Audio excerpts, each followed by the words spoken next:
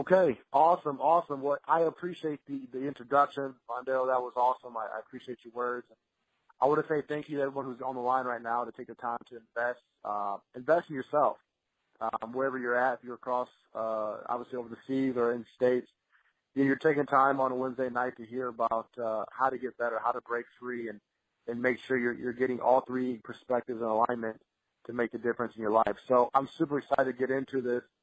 Like I said, my name is Coy Brown, and what I want to share with you guys is really the mind part, and how can we make a difference? How can we get an understanding of our mind? So, if you're buying a piece of paper, what I want to do is draw out something for you guys, which is the mind.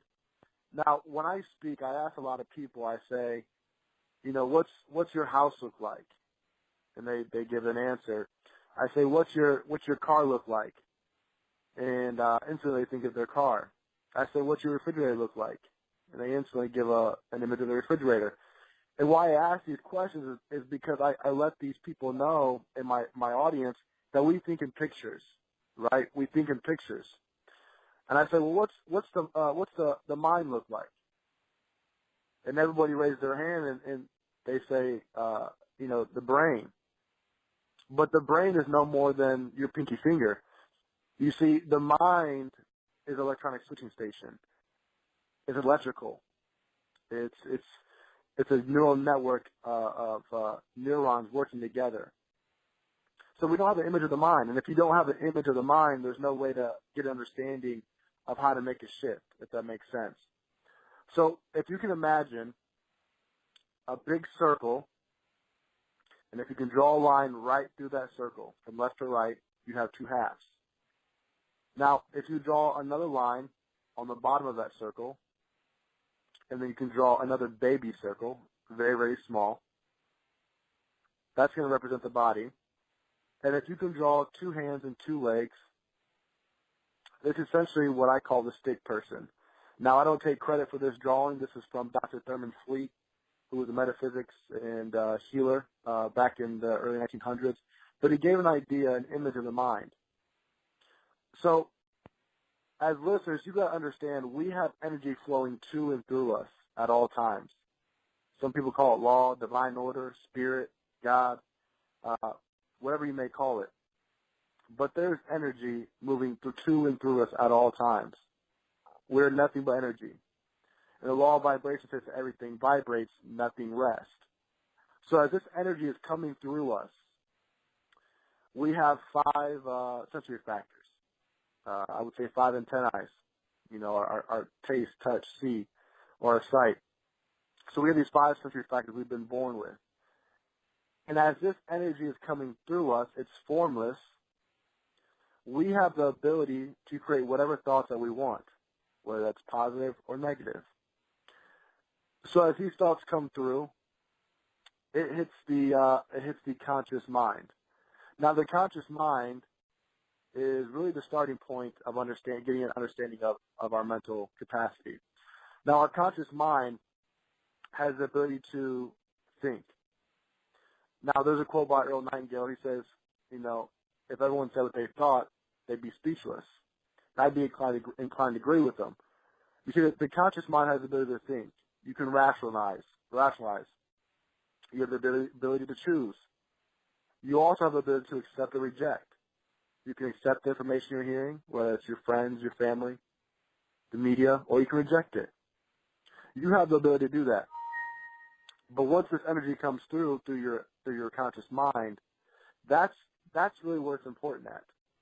Now, you may have an idea, an X idea, something that excites you, but it doesn't make a difference until it sinks below to the bottom half of that circle that you may have drawn on a piece of paper.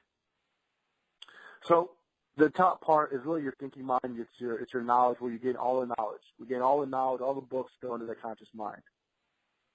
But like I said, it doesn't make a difference until you get emotionally involved into it. And what I mean by that is it's your subconscious mind. Now, your subconscious mind is what the Egyptians say would be your heart. That's the heart, that's the emotional mind, where everything lies in there. Now, this part of your mind has no ability to reject. It can only accept. It also can't distinguish the difference between a truth or a lie. So whatever you keep on telling yourself, it's going to eventually accept. And whatever is impressed through your conscious mind down to your subconscious mind has to be expressed. So as you see, this energy, kind of recap, is coming down. We can originate any thought we want through our conscious mind, as the ability to accept or reject, the ability to choose or rationalize. But as it seeps down, as it gets down to your subconscious mind, that's where it makes a difference. Because your subconscious mind has no ability to reject. It can only accept. And as we keep on thinking certain thoughts, as we keep on feeling certain feelings or emotions over and over again, this starts to become a fixed habit, and it starts to stick through repetition in the subconscious mind.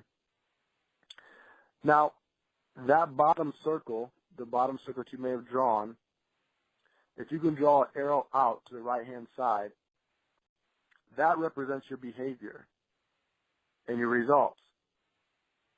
Now, if you're wondering, how do I make this switch? How can I change one or two habits that I have?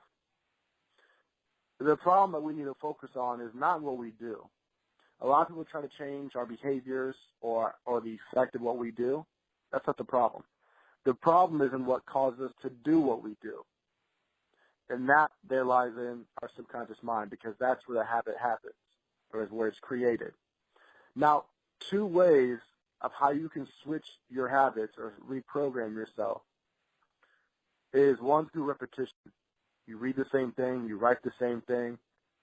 You're doing this over and over and over again. You're self-disciplining yourself. Because you have to realize you've been living your life for X amount of years, 20, 40, 60 years of your life. And you have to be intentional every day to overcome that paradigm. And the paradigm essentially is just a multitude of habits. It's a variety of habits that we've accumulated. You've got to continue to combat that every day. The second way is through immediate reaction. 9/11, that was immediate. There was a shooting, unfortunately, in Las Vegas. That's immediate. Positive or negative, but it's usually negative. You can make an immediate reaction. And what happens is you start to create new neurons and neurotransmitters within your body on a neurological level, and this activates or deactivates genes. And as you continue to replay these experiences or this habit, this action, activity over and over again, you start to hardwire yourself. And the more you do it, the stronger and the faster it starts to mold into who you are, into your self-image, and the reason why you get the results you're getting. So understand, you have your thoughts up top on your conscious mind. You have your subconscious, is where you kind of impress those thoughts. The body, which is that smaller circle, that's feeling. And as I said earlier, whatever's impressed has to be expressed. So how you're feeling is going to dictate the results that you receive. And whatever results you're receiving or putting out, the action, you have to get back with reaction, which is the law of cause and effect. So understand, just from the very simple depiction of this drawing of a stick person, you're going to have an understanding and an image, realizing what's happening when we are doing certain habits or while we're getting certain results, whether that's our family, our relationships, our financial situation. All of this is happening simply because of the way we think, the way we feel, and then the actions that we are taking, which ultimately is your attitude, your thoughts, feelings, and actions. So I hope you guys were able to get something from that.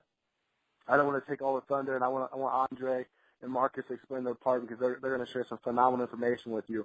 But I want to say thank you, and I hope you guys can grab some nuggets from it to understand really what's happening from a conscious, subconscious, and from our body, the results that we're receiving in our life, to really make this shift in your mental capacity, that you can shift and you can change your habits.